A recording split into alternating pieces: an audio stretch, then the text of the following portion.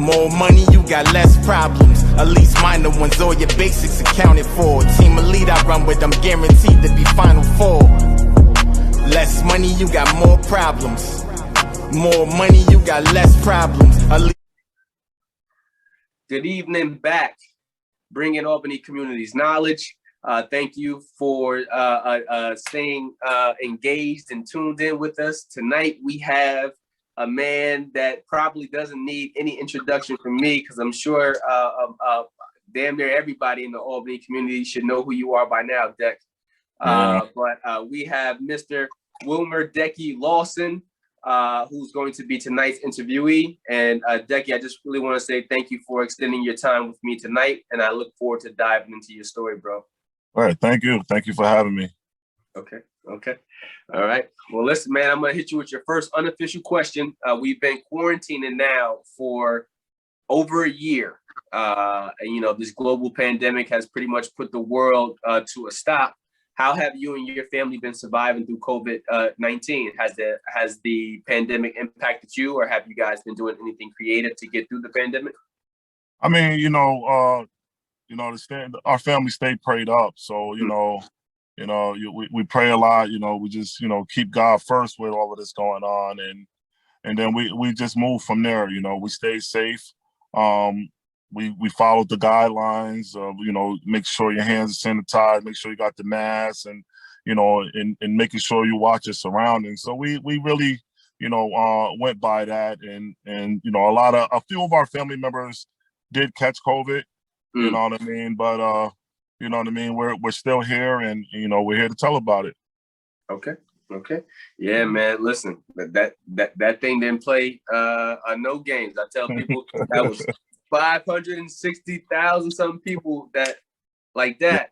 So yes. I'm over here struggling right now. I got my second shot earlier today.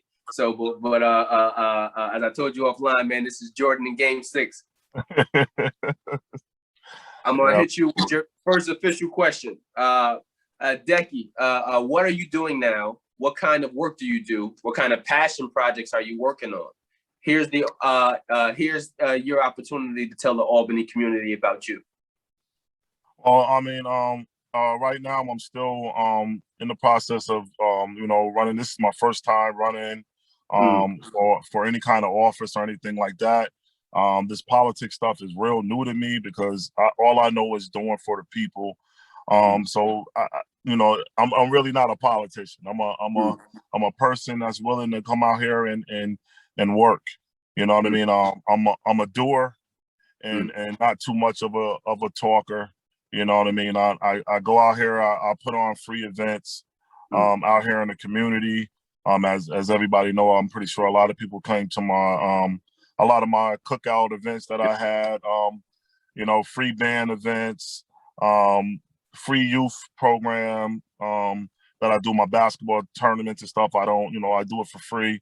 Most of the things that I do for free for kids and families that don't have a lot of funds to go to these AAU tournaments and all of this type of stuff. So I try to meet them so they know that they got somebody here that have their back. I'm also coaching AAU basketball right now, and also traveling around with numerous gospel groups and also my R&B group as well. Okay. Like I said, man, you got your hands in many different pots, brother, and it's been that way since I've known you, and I'm sure it's been that way well before me. But one, shout out to you on deciding to go ahead and get into the political field. I'm with you. I tell everybody all the time. I said, listen, you got to have real thick skin to get into the world of politics. Yes, shout out to you for stepping into the ring for that one. And I want to say maybe a couple of months ago, we did have the person who you're going to be going up against in that ward on here as well. So shout out to the both of you guys, because either which way, it's a win for the community. Yes. And I really wanted to say, man, maybe I should get you guys together to do something on this platform. But I was like, I don't really know nothing about politics myself, so I'm gonna stay in my lane. Well, he's been there for a while, so I know he knows. You know, he's been there, and you know, I mean, we know each other. This is not you know, this is not personal.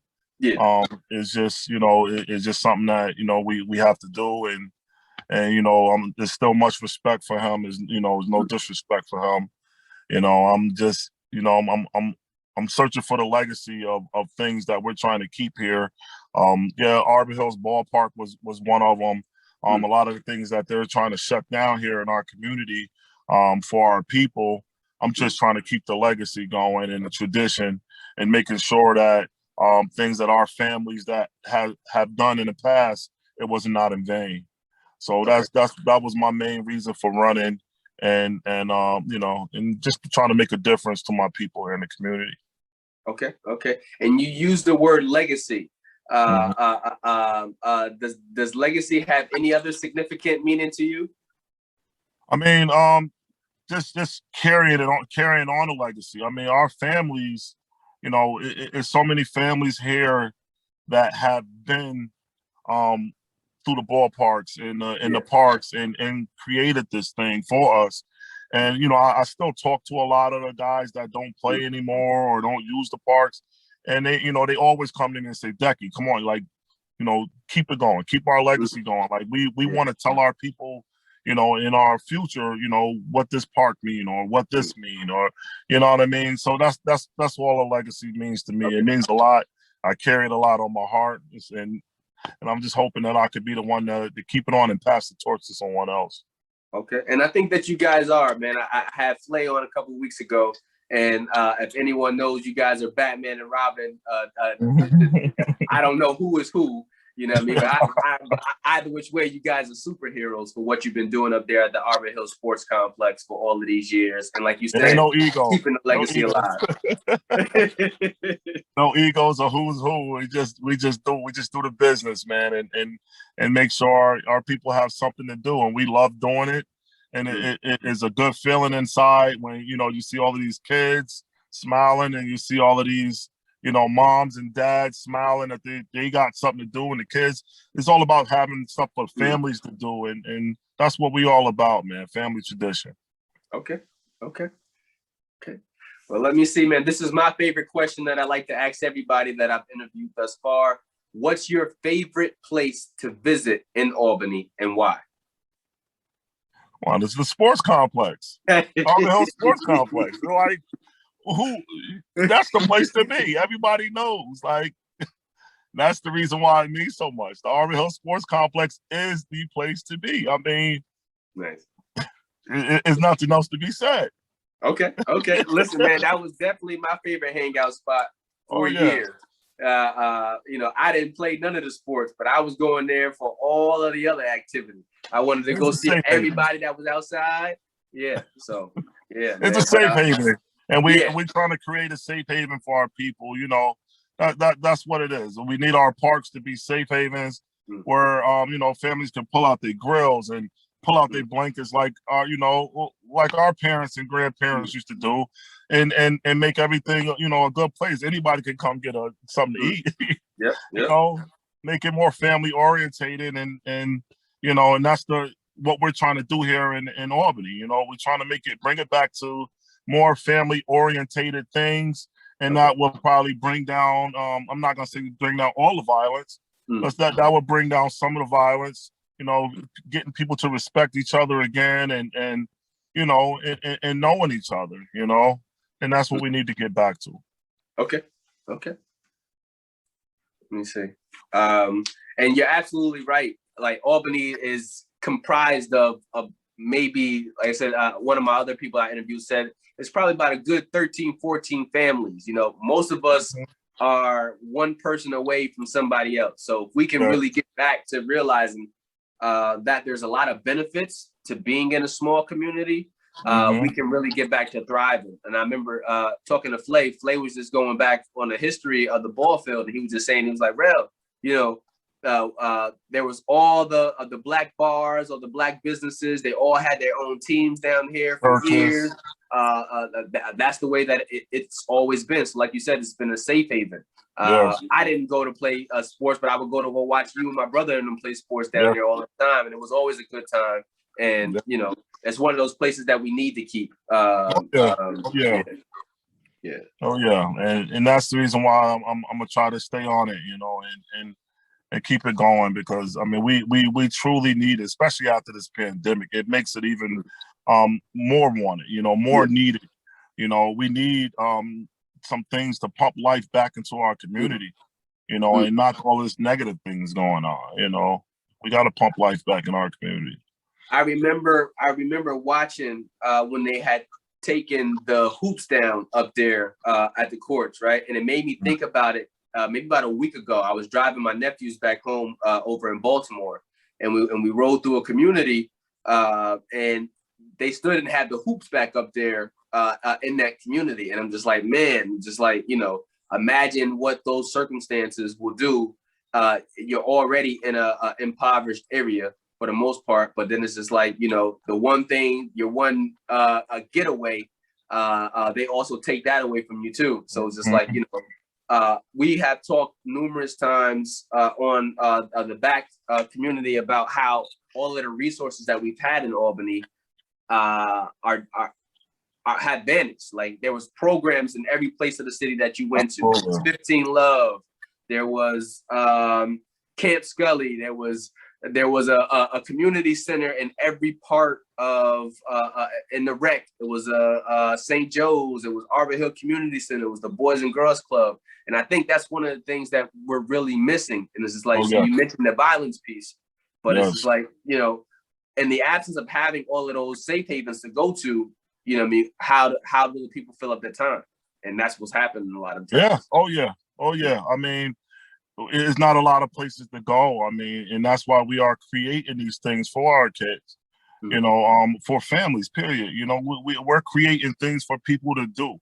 I mean, a lot of people don't like going down that Live at 5. So what did I do? I plugged up into the building and created a atmosphere like that at the ballpark. You know what I mean? A lot of the cookouts and stuff, we're surrounded by what, 5 or 6 different projects. These people might not be able to get out like they, so we put the food out there, the kids eat, everybody eat for free. You know, and you know, we make something of it, you know. We just love to create things for families, and we're just gonna try to keep it going. Okay. I got your next question for you here. I'm about to educate myself. Thinking of your younger self, Deck, what is something that you wish someone would have told the younger Decky Lawson?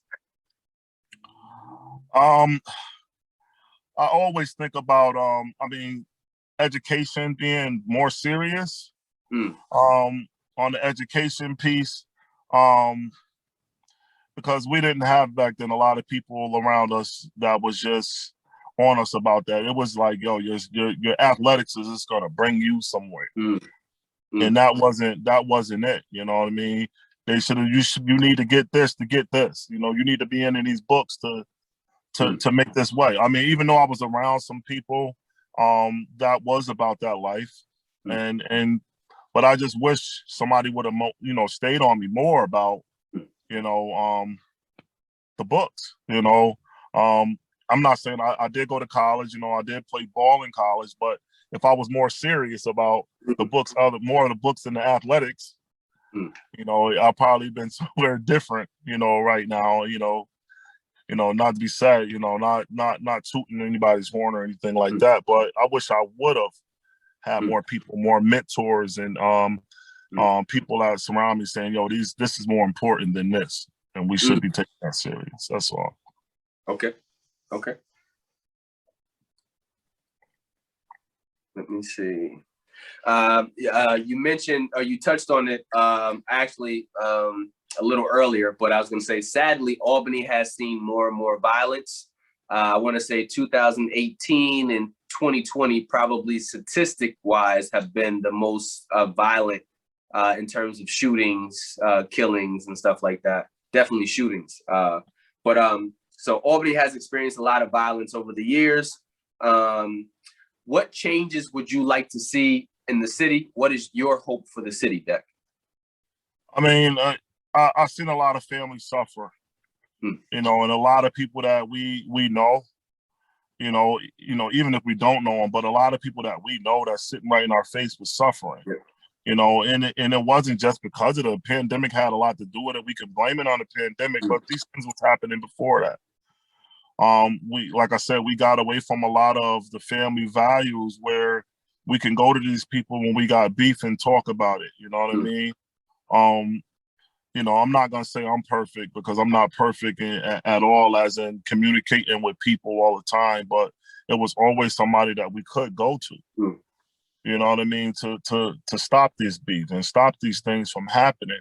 You know, and now these kids are not finding too many people that they can go to talk about their problems, and they're, you know, the solution to them is going to get a gun and hurting each other.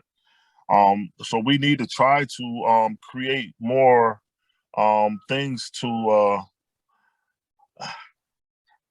have. Could you hear me still? Yeah, I can still hear you. Okay. We need to create more things to have these people to have an outlet, you know, to talking to one another, other than trying to kill and hurt each other. Okay. And I like what you said too about having people that stepped in to intervene. You know, not to go into any of the details, but I remember I want to say our families were involved in something like that, and to be able to have a person step in to intervene makes the difference. Absolutely. As opposed to a person making a horrible decision and, you know what I mean, being able to move forward. So having those people at the right times in the right places really does matter. But it also means that we got to take care of those people. You got to take care of those people, because a lot of times, like yourself, you're putting yourself on the line. And, you know, it's always the people who's putting themselves on the line that always end up getting hurt innocently. You know, so we got to take care of individuals like yourself to do that, because we do need individuals to step in and intervene in the absence of us using our best judgment. Absolutely. Yeah. How did growing up in Albany prepare you for adulthood? I mean, all aspects of life with Albany. You know, I grew up in the South End, you know, South Pearl Street, where we all took care of each other. You know, and that's one of the reasons why I always ran down there and ran my basketball tournaments and stuff down in the South End, because that's where I'm from. But they taught a culture where, for one, anybody down there could chastise you at any given time. If you're doing something wrong, they're gonna tell you that you're doing something wrong, and they're gonna do something about it. And then when your parents, they're gonna tell your parents, and they're gonna do something about it. So you're gonna get a double whammy right there. So I mean, so they definitely prepared me for, you know, my adulthood. A lot of great people grew up in in all of our neck of the woods. We got a lot of great role model and you know, and people that's doing tremendous things in our community right now. So, you know, I love my city. Hey, I'm with you. I'm with you. You know, people always be like, yo, Tyrell, man, you always talking about Albany. It's just like, you know, I know it's in comparison to other smaller cities or larger cities, you know, I mean, you have so many other things, but Albany's home to me, man. I love the city, and I always want the best for the city. And, you know, sometimes the more mature I get, I realize that sometimes the city doesn't want the best for itself. But you know, I mean, that takes a lot of us being able to get up and see that there's other things to do outside of, you know, I mean, a 4-block radius. And then once you do it, you spark that brain. It's like, oh, you know what? I can do something else than this. I can still come home. I can still play a part. You know what I mean? But it's more life. More life. I mean, musically, that's why, you know, we've been out a few places musically, and you know, when I was younger, I really didn't get too much a chance to get out, you know, get out of here too much, you know, because we were grounded here. But as we started growing up with the music stuff and all of that, and we started traveling a little bit, you know, traveling the world, things started opening up. You started seeing still. I still miss home sometimes. You know what I mean? But that just let me know there's more things out here. But Albany is still me. What's the name of your band? What's the name of the group? Legacy. That's listen. So I was trying to give you the alley-oop earlier, and I was saying you mentioned the word legacy, and I was like, what else does it mean to you? And I was like, well, maybe I messed it up. I thought it was legacy. Yes, it's legacy. We're starting up again, and we can't wait to entertain our people. We're just hoping that is more formats out here. With the pandemic, they shut down a lot of things. You can't do a lot of things. So I'm hoping that since Live at 5 and all these other places are open, or they let us create our own avenue doing some outside events here in the city. I'm hoping that our people can see legacy in full force. Okay. And listen, man, not to hold you up on the question though, but there's been a lot of creative opportunities that have come about as a result of the pandemic. So, you know what I mean? Yeah, physically, you guys might not be able to be in the same space, but it's also provided us an opportunity to connect with so many other people that we normally would not have. So imagine it's like, you know what? You guys are signing up to go ahead and do something in Paris because you can, because the entertainment is just like this all of the time. You know what I mean? We do concerts for some of the scholarship programs that I'm involved in. And it's just like, we got DJs that'll go ahead and put on a full out party, you know what I mean? And we're in everybody's in different places. So, you know what I mean? Right. There's tons of creative opportunities for you guys to get out and still be heard. And shout out to you guys for, like you said, man, you got into the singing aspect later.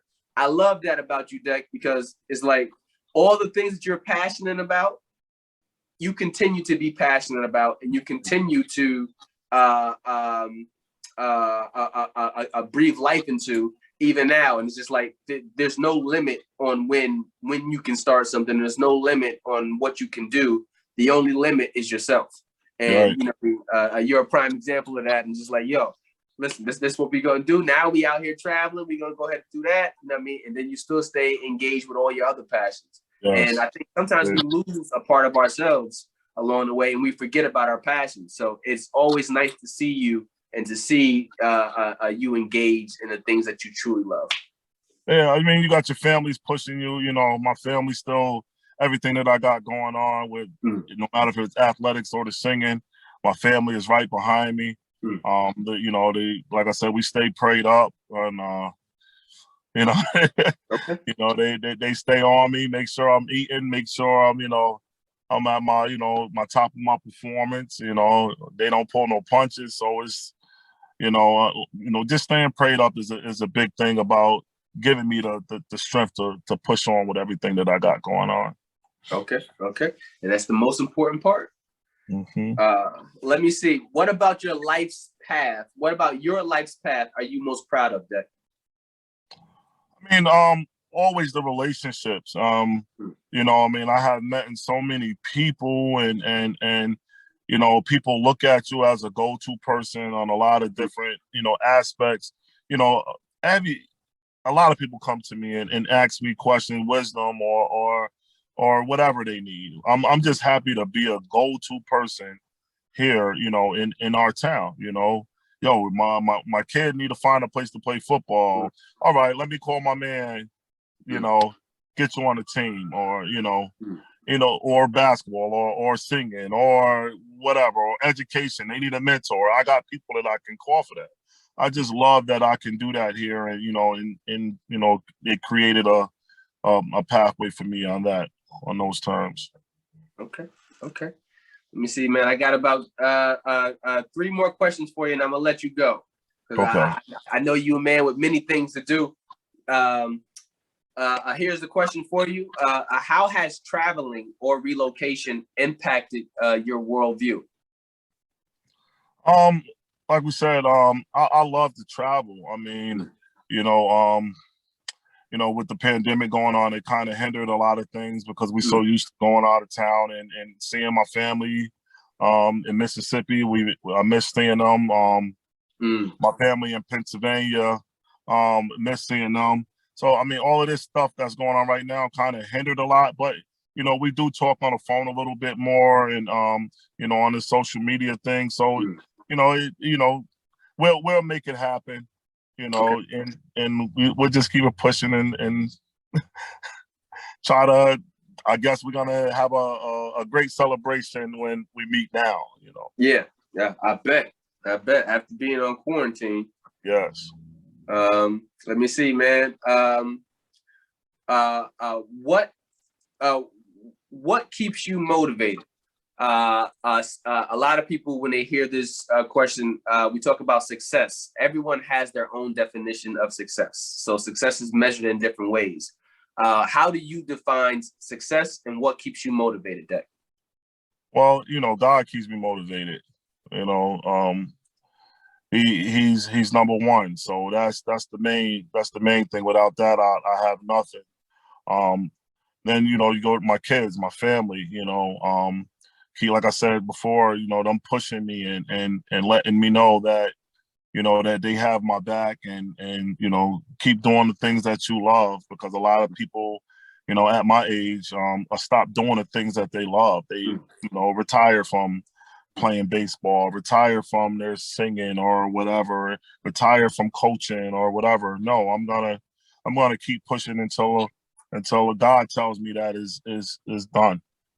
You know, and that's what motivates me the most, you know. Okay. My final question for you, and I'm gonna let you go ahead and go. I always like to ask everyone that comes on the show, you know, I mean, what kind of books are you reading?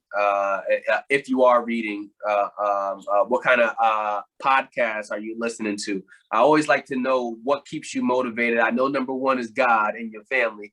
Yes. You definitely let me know that one. But are you reading any particular books? Are you listening to any podcasts or following any social media accounts that keep you motivated as well? I mean, I can't even lie to my people. I haven't been reading. I've been in school, and, you know, we've been teaching a lot, you know, because I work for the school district. So, I mean, we've been doing lessons and stuff in there. So I've been more deeply into, you know, helping our kids and, you know, helping them, educating them on, you know, the things that they've been going on. So I really haven't been reading my own books.